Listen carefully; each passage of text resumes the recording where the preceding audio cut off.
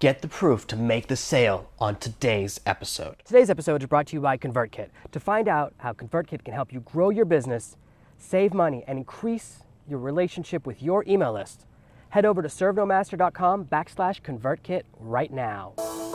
Are you tired of dealing with your boss? Do you feel underpaid and underappreciated?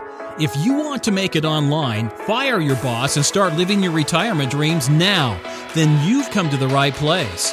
Welcome to Serve No Master Podcast, where you'll learn how to open new revenue streams and make money while you sleep. Presented live from a tropical island in the South Pacific by best-selling author Jonathan Green. Now, here's your host. I hope you guys can forgive me if you hear a little bit of background noise. I'm actually traveling for a conference right now, so I'm in a hotel instead of sitting on my normal beach, and you might hear a little bit of road noise. If you do, I apologize for that. I will try and edit it out. I'm way up on the third floor, so there's not too much noise, but someone is working on, I think, Christmas decorations or something outside, so occasionally there's a little bit of noise. Today, what we're talking about is proof, and this is so important, and it's one of the most critical components of your sales letters and sales messages. This is a lesson in an episode that's very important for copywriters, but it's also very important for any type of online business, anything you want to sell, whether it's services or consulting. You need to be able to convince people to give you money. That's what copywriting and sales is. There are two big beliefs I have when it comes to copywriting. The first is in beats. I believe that the order in which you have your sections is very important. I think the order is more important than the actual words. Second is proof. Proof should really be the highlight of your page, and having different types of proof will make the difference and be the difference between a successful and a failed sales page. Now, yesterday when we were talking about working as a copywriter, one of the things we talked about, I mentioned, was when I started my SEO business, I had to make proof websites to show that I could rank. And what I was providing was what's called a case study. A case study, some people might call it a customer success story, is this where you show that someone bought your product or used your service and went from A to B. If your service was SEO like mine, you would show how you improved their rankings or brought them more customers, or even better, brought them more sales and helped them generate more revenue. Having a customer tell an entire story is very valuable. And rather than just say that you delivered the service, what you want from your customer is to talk about how you delivered real results, real benefits. Oh, he saved me a bunch of time. Oh, she helped me make more money. That's really where the value is in a case study. So a case study follows the journey of a project, often comes with some cool graphics or a line graph. And this flows into the next one is a testimonial. So a case study is often you writing about a project you worked on and showing some proof elements, showing whether it's statistics or numbers. A testimonial is where the actual client or customer writes something or makes a video saying how great you were. What you really want from a testimonial is more detail, more about the journey. Oh, working with Jonathan was great. At first, I wasn't sure about working with him. I wasn't sure about hiring someone on the internet. It's a little outside what I normally do, but we talked on the phone 2 or 3 times. He was so accessible that I decided to work with him. And then we had this amazing thing. When you have a journey in a testimony, the story of where it began, the things they had to overcome. And if you go to my page, and I have a page, I have this page on my website where I try to capture testimonials. I have people give me real feedback. And it's at servenomaster.com/be-honest-with-me. servenomaster.com, be honest with me. And what I'm really looking for is a few key questions. And the questions I ask here are to help me get the testimonials I'm looking for, get great testimonials. And I ask this, and these are pretty standard questions that people ask. What was the obstacle that would have prevented you from buying this product?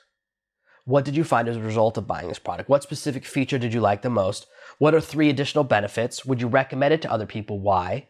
And is there anything you'd like to add? So I ask these 6 questions, very simple, very standard. And the reason the first question for testimonials is, what was the obstacle you'd have overcome? I want people to talk about their journey. Because when a testimonial just says, this is the greatest thing since sliced bread, this is the greatest product I've ever seen, that's okay. But a better testimonial talks about the journey. If you look at my Networking Empire testimonials, there's one from Colin Theriot, one of the best copywriters in the world, one of the really leaders in the copywriting industry, someone who's mentored me a lot, taught me a lot about copywriting, also someone who just has a huge tribe of copywriters. Okay, great following, helps people get jobs, knows more about copywriting than pretty much anyone else around. And he's from my generation. We started in business at the same time. If you read his testimonial about me on my Networking Empires page, he talks about how the first time he saw me, he hated me. He goes, the first time I saw Jonathan, I knew immediately that I would hate him.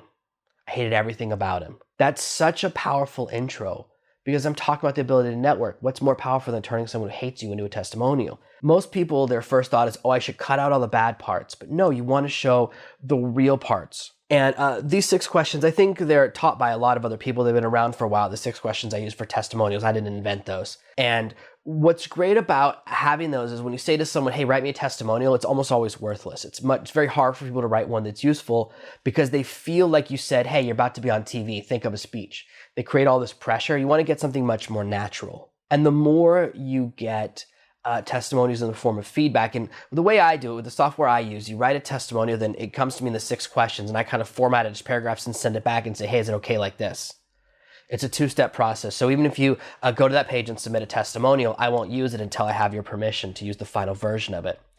Another valuable way to provide proof, and this is something that you may not have even noticed, but it's all over my website. It's things like as seen on. There's a whole company called As Seen on TV, and it's so fascinating because it works. When people see that little red logo that says, oh, this was seen on TV, it makes them want to buy. And all it means is, hey, someone bought an ad on TV and ran a commercial. As Seen on TV doesn't prove anything, but it still works. So when people see that, oh, I've been on these radio shows and oh, I've been seen on this website, all of those things, the more places you've been seen, the more you can use them. So generating press coverage is very, very valuable. The important thing is to use press logos and press coverage that people will recognize and respond to and see as positive. If you have, for example, if you want to use as a credential like a local newspaper that no one's ever heard of, it's going to only work in that area. But if you try to use it nationally, it won't be very valuable. And the same thing if you appear in like a magazine that most people wouldn't want to be associated with or that doesn't make any sense. If I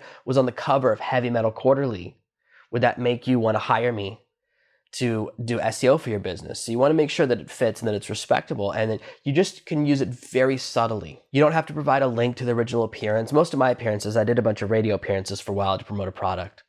So most of my appearances kind of went that way. So people can't go back and listen to it unless someone taped that show 3 or 4 years ago. But you just say, oh, I was on this radio show, I was on that radio show. Those things add a lot of value. I'm a best-selling author is a similar thing as press coverage. It's adding an accolade or an award. Another place is social shares. When I'm looking for topics to share on these episodes, when I'm always looking for ideas, one of the places I look, and there's a couple of other ones, but I use this source called Epic Beat Epictions. I don't know, they have a weird link name, and so I'm not sure what the real name of the website is, but I'll post the link below. And I've shared it in the past, and it's similar to BuzzSumo, and it lets me search. I type in a keyword, and then I search by the number of social shares. Sometimes I see a page where someone shows a link, and it says, oh, this page has been shared 17 times. And the number is so low, it actually detracts. Like, oh my gosh, if it's so low, everyone must hate it. So you do want to be careful with your social sharing to make sure you have those big numbers. And what social sharing does is it provides an element of social proof. It says, oh, other people like it. And especially if you do those social shares where it shows the friends of theirs who liked your page or the friends of theirs who shared it, and they can see that stuff. And this is why Facebook comments can be a double-edged sword. Sometimes at the bottom of a sales page, and a lot of the sales page templates I use, they always offer to let you have these Facebook comments at the bottom. The problem with those is if someone leaves a bad comment, you can't delete it, and you can end with a bad comment on your page. The other problem with Facebook comments, sometimes I'm looking at a product and the last comment is from like 9 years ago or 18 months ago. It's old. So you have to constantly get fresh comments. So they can be more valuable and they can be really great when you're doing a launch for your product, but if you're not generating perpetual buzz, they can start to go from a positive to a negative as they go stale. Social shares and just showing, oh, this was shared on Facebook 1.7 thousand times. This was shared on Twitter 916 times. Those can become an element of social proof. And there are a lot of ways that you can show off these numbers. You can have a total shares number. If you're someone who's doing copywriting projects for other people, or if you're writing blog posts, for example, and you want to get more clients, what you can show, instead of having people social share your sales page, you can show that the article you wrote last month got so many social shares.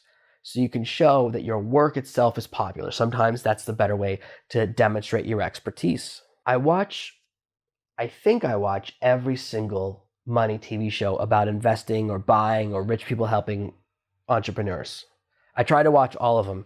I don't know what happened, but at a certain age, CNBC became the channel that I watched the most shows from. And one of the things that they always ask people, especially on the Canadian shows that I watch, because I definitely watch the Canadian shows and the Australian ones too, and the English ones, they always say, how many Instagram followers do you have? How many Twitter followers do you have? Your following and your social presence is often how people measure your worth. I was reading a book last week about someone bragging about having 100,000 Twitter followers. And when you check, most of the followers are bots or not real people, but people still respond to that. It's a measurement of your success, and it's a way of demonstrating social proof. One of the other elements that I have, and I only do this on my networking page, I almost never do this, is pictures from a party I threw where a bunch of really successful marketers and me were networking together, because it's a demonstration and it's a way of showing a social connection, showing that people like your work, that the rest of the world approves of your work is very valuable. Social proof is one of those elements that we often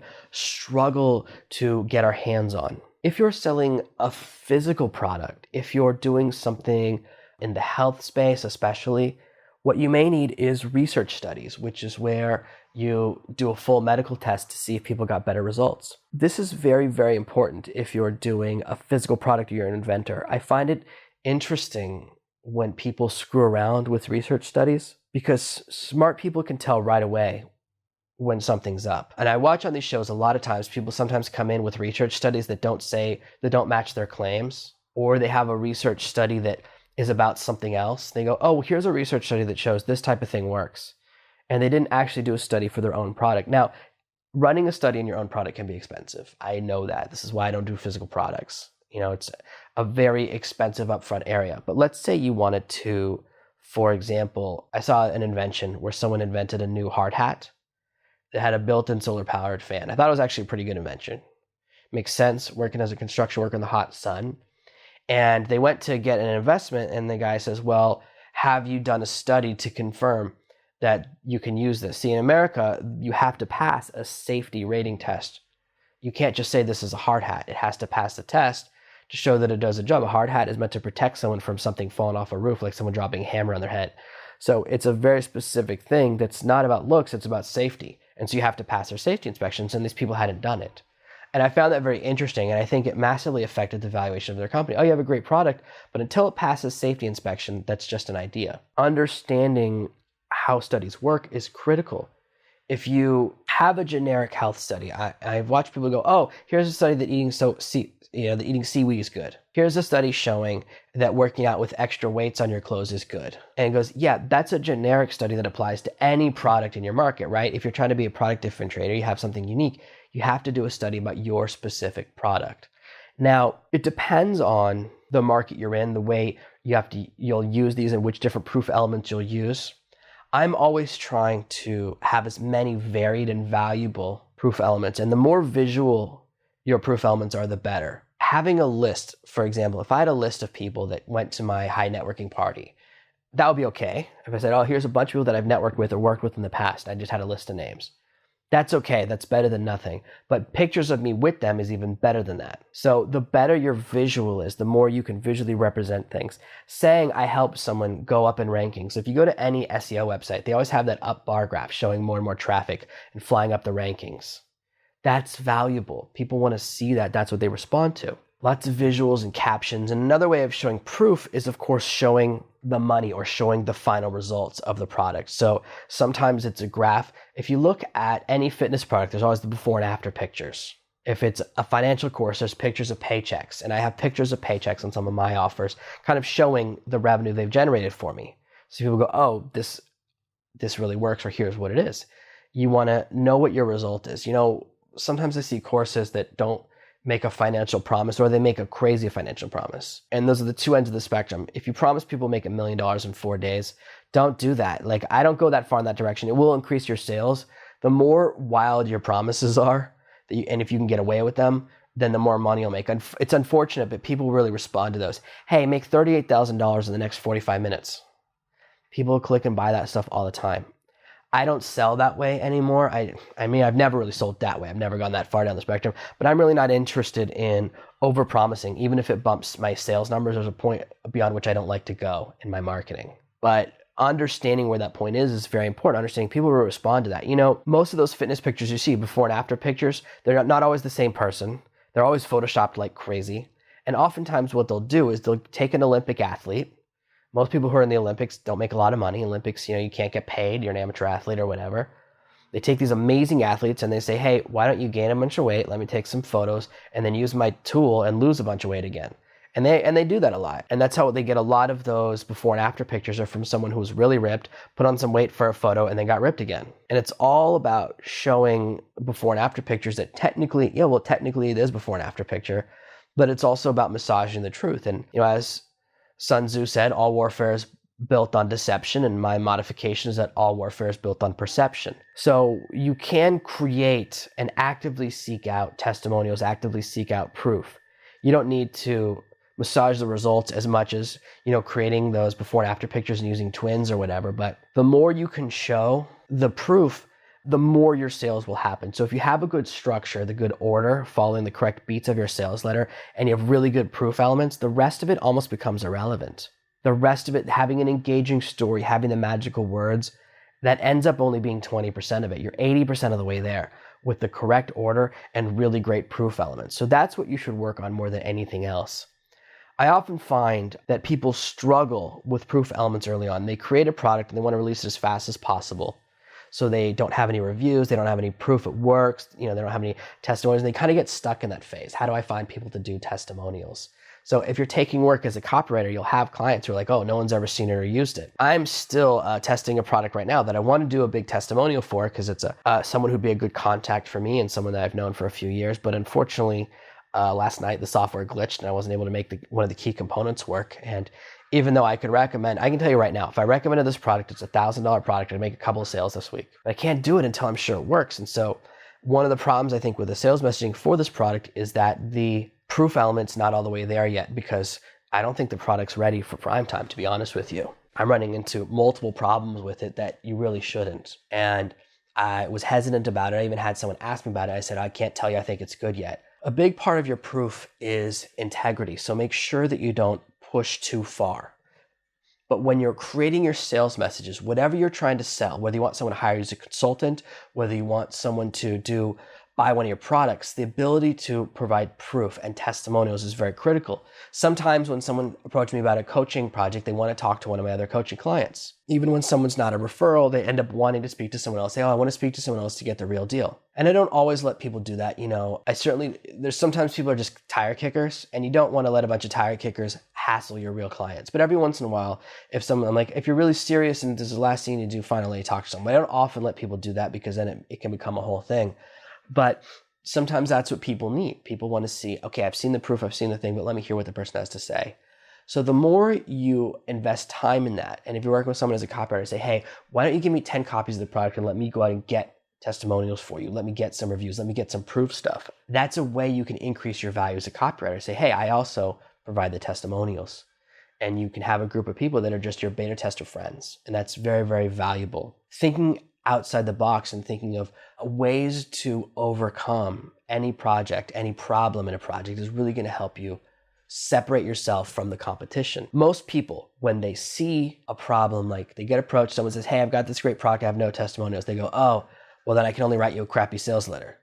But if you're the person who goes, hey, I don't see an obstacle, I see an opportunity, let me get you those testimonials, let me test your product, let me get it out there while I'm working on the copy, I can provide you with something that no one else does. And that's where you become excellent. And as part of the Serve No Master tribe, I know you strive for excellence. So these are ways you can provide amazing proof. These are ways you can become a better copywriter, sell better products, raise your rates, and become much more financially successful, all because you now understand the power and the way to deliver proof. 7 different powerful ways to deliver massive proof and increase your sales. Thank you for listening to this week's episode of Serve No Master. Make sure you subscribe so you never miss another episode. We'll be back tomorrow with more tips and tactics on how to escape that rat race. Head over to servenomaster.com/podcasts now for your chance to win a free copy of Jonathan's bestseller, Serve No Master. All you have to do is leave a 5-star review of this podcast. See you tomorrow. You've just listened to another amazing episode of the Serve No Master podcast. Make sure to subscribe, and we'll be back tomorrow with another amazing episode.